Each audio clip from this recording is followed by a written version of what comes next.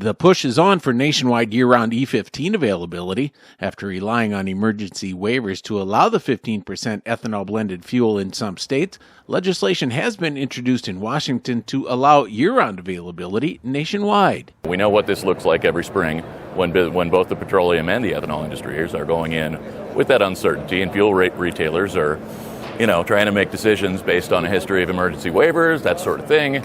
Let's get this off the table. So right now we're getting that story out to all levels of the Hill, but especially leadership and now, like I said, in the administration as well.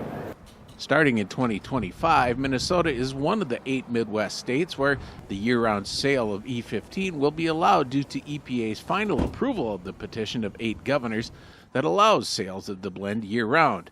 Jared Mullendor with the Renewable Fuels Association says the time has come for year-round nationwide E15 availability. This is a deregulatory move, right? And I think that's something that this administration is looking for.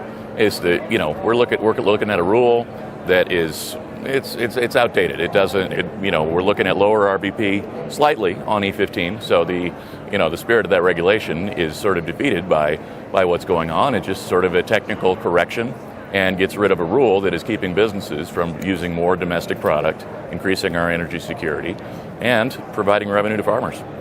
Around 500 Minnesota stations currently have E15 available, making it one of the leading states for consumption.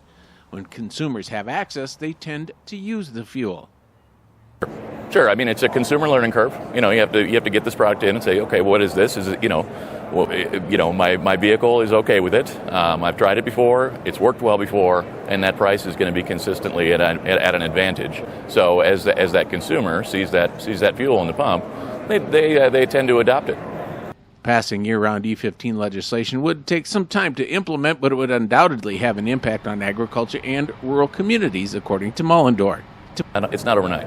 This is a build out, but that's kind of the trip we want to, the road we want to start down is to say, if this regulation is a common sense interpretation of how these things work, just how much adoption would there be nationwide over, going into 26, 27.